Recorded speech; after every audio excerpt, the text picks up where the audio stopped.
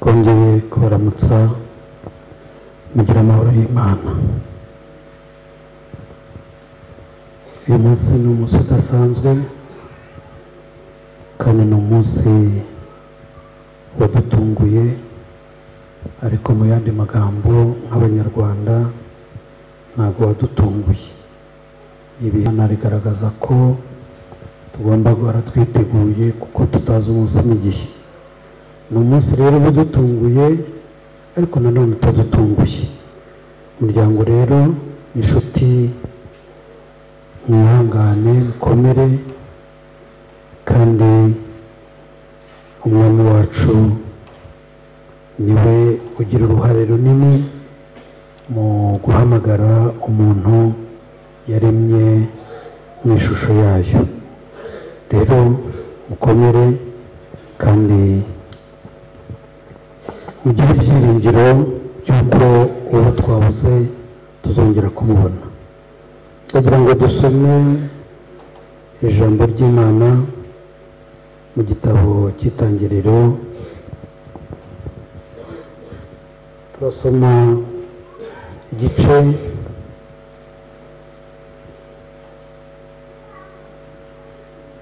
cya mbere. Itangiriro igice cya mbere umurongo wa 24. Imana iravuga iti, isi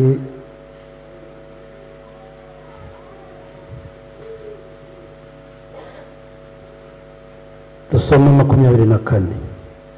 Imana iravuga iti, isi izane ibifite ubugingo, amatungo n'ibikururuka nk'uko amoko yabyo ari. 26. Imana iravuga iti, tureme umuntu agira ishusho yacu, ase natwe, batware amafi yo mu nyanja n'ibisiga byo mu kirere. Dusome igice cya kabiri, igice cya gatatu, umurongo waho wa 19. Gututubikana ko mu maso hawe niko kuzaguhesha umutsima, urinde ugeza ubwo uzasubira mu butaka, kuko arimwo wakuwe. Uri umukungugu mu mukungugu, nimwo uzasubira. Dusome igitabo rwandiko rw'Abatesalonike, turasoma ibice 4, umurongo waho wa 2.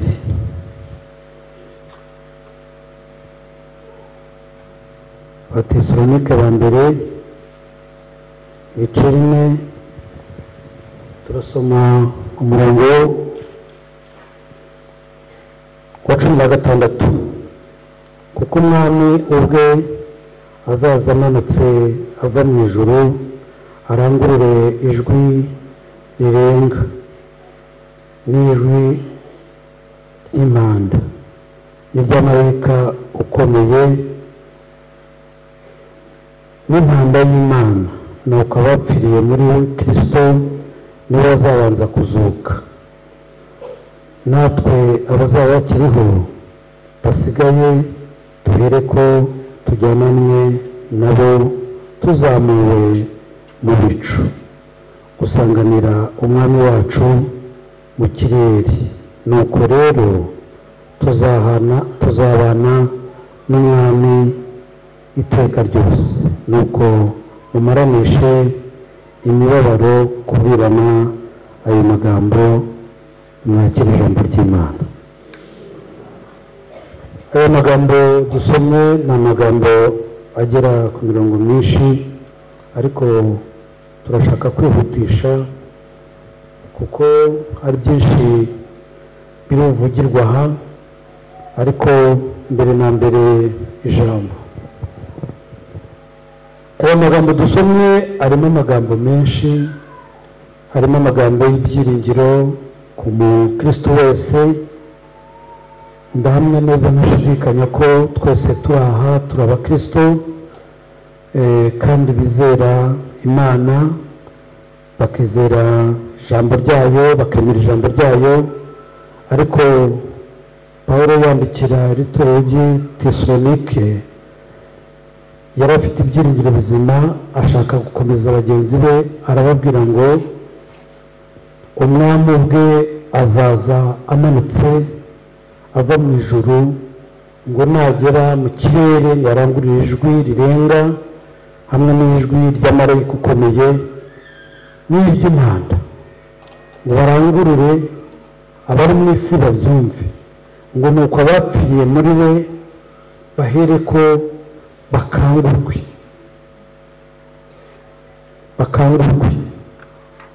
Nibumva iryo jwi abapfuye bose bazaryumva. Umuntu wese rero azakanguka. Bibiliya yatubwiye hari abazakangukira ubugingo, abandi bakangukire gupfa iteka ryose. Ariko abapfuye muri Kristo ngo niwe bazabanza kuzuka, ngo hanyuma natwe, komeje ugasoma iki gice, ngo hanyuma natwe bazaba tukiriho. Impande zavuga hari abantu bagituye kuri iyi si, hari abandi bahamagawe ngo hanyuma babanze bazuke, ngo nibamara kuzuka ngo nibagera imusozi y'ubutaka, ngo hanyuma bazaba bakiriho ngo nabo bahindurwe. Haleluya! Ni ukugira ibyiringiro rero, ibyiringiro mu mutima wawe. Nta muntu watera mu ndi byiringiro, ariko ijambo ry'Imana rijya riduteramo ibyiringiro. Twasomye irindi jambo mu itangiriro ritubwira uburyo Imana yaremye umuntu wayo mu ishusho yayo, afite ishusho y'Imana. Imana niko yamuremye, kandi yamuremye imukunze. Ni nayo mpamvu uyu munsi muzehe yamwisubije.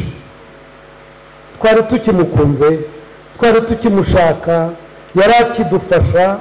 Niyo mpamvu hari umubabaro mwinshi, ni uko twibuka ibyo yajyaga dufasha, ni uko twibuka ibyo yajyaga dukorera. Niyo mpamvu rero tugomba kubabara, ariko mubabare mufite ibyiringiro. Haleluya! Ibyiringiro bizadutera kugira ngo uwo twabuze uyu munsi tuzongere tumubone. Imana itugirire neza cyane. Impande zavuga rero abantu bose bazayumva, ari abasinziriye bose bazayumva, ari abakoze ibyiza bose bazayumva, ari n'abakoze ibibi nta muntu uzasigara atayumvishe. Ngo hanyuma abantu bose bazamuke,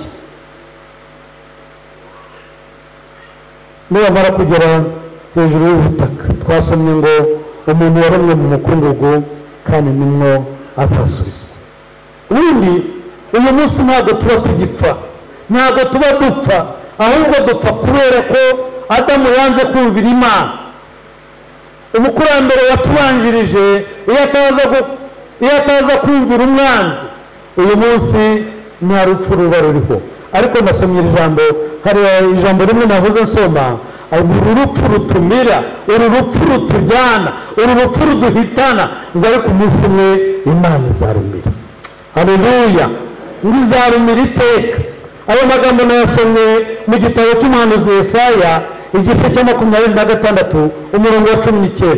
Nubona umwanya uzahasome. Haravuga ngo uru rupfu rutumira, uru rupfu rututwara, rukadutwara tutabiteguye, tutabyiteguye, ngo umunsi umwe Imana izarumira. Haleluya! Izarumira, kandi nirumira ubwo tuzaba twahawe kurama iteka n'iteka, mirere na mirere. Imana ishimwe. Nuko rero ndagira ngo uyu mwanya ugire ibyiringiro byo kuzabana n'umwami wawe, ugire ibyiringiro byo kuzabana n'umwami wawe, ugire ibyiringiro byo kuzabona uwo wari wabuze, uwakuvuye iruhande umukunze, ngo hari umunsi tuzongera kuba muri icyo gitaramo cy'abera. Imana ishimwe. Muzehe tuzabana, mfite ibyiringiro by'uko muzehe nzongera kumubona. Yari umukristo mwiza, mwiza ufite intego. Yari afite intego, rero nabonaga uburyo nabonaga afite intego yo kuba umukristo. Rero mubabare gakeya agiye kuruhuka, agiye mu ijuru. Mana ishimwe. Hari ahantu abera bajya kuruhukira, ariko umunsi w'Imana, umunsi w'impanda nugera, abantu bazahamagarwa aho baruhukiye, maze baze bataramira imbere y'Umwami. Mana ishimwe. Iki gitaramo kimwana gitya kizongera gutarama umunsi w'Umwami wacu. Mukomere mu Mwami, ni ukuri tuzataha dufite ibyiringiro.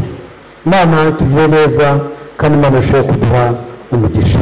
Iri ni ijambo ry'Imana, ntabwo dutinda cyane, tumaze iminsi tubivuga, ariko nagira ngo mubwire ngo Umwami wacu azaza. Aya magambo turavuga gakeya, ariko nitugerayo tuzaruhuka. N'isaha turwana intambara, n'isaha tugahura n'ibibazo, n'isaha tugahura n'inzara, n'isaha tugahura n'ubukene, n'isaha tugahura n'ibiturwanya, ariko hari umunsi umwe ibyo biturwanya tuzabicika. Haleluya. Hari umunsi umwe tuzabicika, maze twibane n'Umwami wacu iteka n'iteka. Ndabakomeza ibyiringiro. Some dusoze igitabo cy'umuhanuzi Yesaya,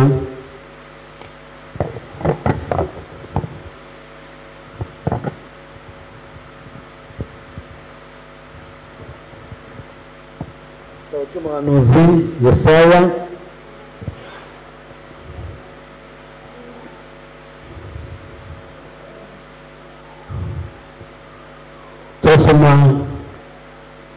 Yesaya ibice 26 umurongo waho wa 19.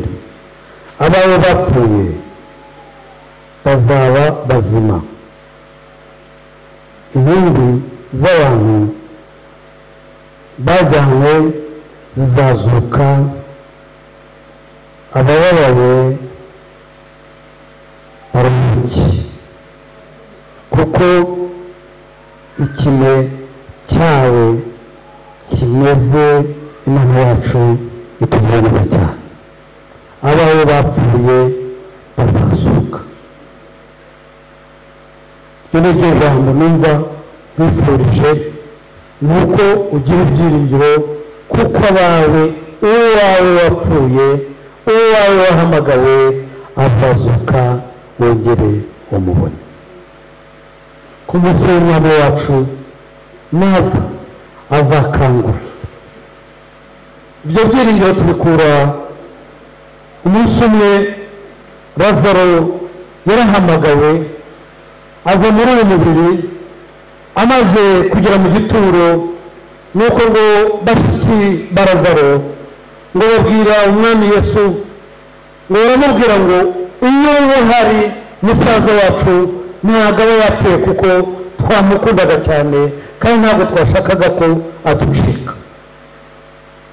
Yesu ababwira ijambo ryiza, arababwira ngo musaza wanyu ntabwo yapfuye, ahubwo arasinziriye, umunsi umwe azakanguka. Undi ati oya, ubu yaraboze, amaze iminsi 3 n'amajoro, ni ukuri yaraboze mwami, yaraboze. Yesu arabiyereka neza, arababwira ngo nimujye kunyereka aho mwamushyize mu gituro. Baragenda baramwereka, aravuga ngo nimubirindire igituro. Barakibirindura. Ngo Yesu aramareba mu ijuru, abwira Data wa twese. Haleluya. Uyu munsi abasinziriye hasi aha, ntago Yesu arasaba Data ngo bamurindire igituro. Ubu baracyari aho, bayihindi biracyari aho. N'abandi bose barasinziriye. Umwami navuga ngo nibakanguke, bazakaguka. Nuko ngo maze kubwira Data, ngo bamubwira ngo Data, ndagira ngo wigaragaze. simbaha kugira ngo azagira ngo ukore ngo arangije gusenga iryo sengesho ngo yubika umutwe mu gituro ngo arangura ijwi rirenga aravuga ngo Lazaro ati karame. Haleluya. Lazaro ati karame byuka. Lazaro arasinziriye araryamye araruhutse. Umunsi umwe Yesu azahamagara avuga ngo tabaruka ngwino tuzongera tumubone. Mufite ibyo byiringiro muramba ibiganza byanyu imbere y'Imana dusenga Imana. Dusaba Imana iduhe ibyiringiro no gukomera tuzabone muzehe wacu ari umusore ameze neza kandi ngira ngo mwabonye ko n'umubiri we n'ukuri afite ubuzima ntabwo yapfuye arasinziriye. Iyo umuntu asinziriye ubuzima buba bukimurimo ariko buhagaze gakeya ariko umunsi umwe azamukangura. Mana Data wa twese turi hano kubwa muzehe wacu, muzehe wacu twakundaga nawe wadukundaga yatabarutse. Ni twebwe dusigaranye ibibazo, twebwe dusigaranye urugamba, ariko dore turambuye ibiganza byacu imbere yawe kugira ngo uduhe ibyiringiro kandi utubabarire ibicumuro n'ibyaha, kuko ibyaha bijya bituma mwami utatureba neza, bijya bituma mwami tutavuga ngo wumve ijwi ryacu. Utubabarire muri iki gitaramo cyo guherekeza muzehe, utubabarire dutunganye, duhe ibyiringiro byo kuzongera kubonana nawe, duhe ibyiringiro byo kuzaba mu bwami, uduhe ibyiringiro byo kuzajya mu gihugu cyo mu ijuru. Mana abagaragu n'abaja bawe barambuye ibiganza byabo kandi baragusaba ibyiringiro, baragusaba gutegereza bihanganye, baragusaba ko igihe nikigera uzabonera ukabahuza mu inshuti, kongera ukabahuza n'umubyeyi, kongera ukabahuza mwami bakongera kumubona amaso ku maso, amaso ataraye, amaso y'abanyabugingo, amaso mwami mashya. turagushimiye akirira ibiganza byose, maze rero umuntu wese umwishimire mu izina rya Yesu, amen.